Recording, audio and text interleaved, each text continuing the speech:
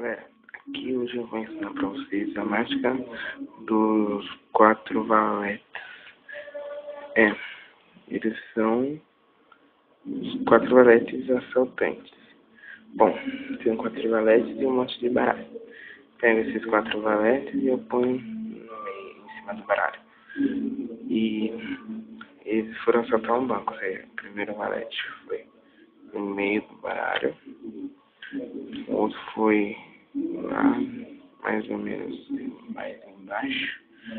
E o outro foi um pouco mais em cima. Certo? E o último valete ficou no helicóptero para eles fugirem. Bom, enquanto eles estavam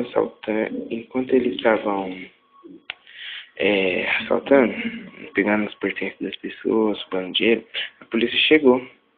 Quando a polícia chegou, um valete avisou o outro que um subiu, o outro subiu e o outro subiu. E essa daqui é a mágica. Para fazer essa mágica, você tem usado os 4 valetes. Vocês deixam preto e branco, que fica mais legal.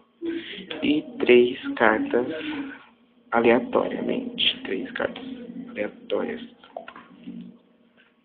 Bom, você coloca essas 3 cartas no fundo, assim.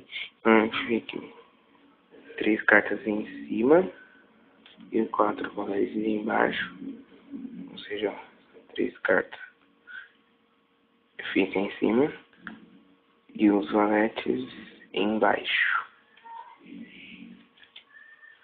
E quando você for mostrar os valetes, você vai mostrar 1, 2, 3 e 4. Assim, não vai mostrar as outras cartas, vai mostrar assim. Se você quiser mostrar também os naipes, é que se eu mostrar os naipes vai cair da minha mão, por isso que eu faço a mão pequena, e por isso que eu faço sem mostrar o... Sim, fica assim. Aí você fecha sem mostrar a pessoa e põe em cima do baralho. Quando você colocou, as 3 cartas são as outras cartas que não sejam valetes. Então, você inventa história, que o primeiro ladrão foi, o segundo também, o terceiro foi junto para acompanhar, e o quarto ficou lá em cima para fugir com o helicóptero. Mas isso é só história, porque os valetes já vão estar em cima. E essa foi a mágica de hoje. Deixe seu like, inscreva-se no canal se ainda não é inscrito. E é isso, galera.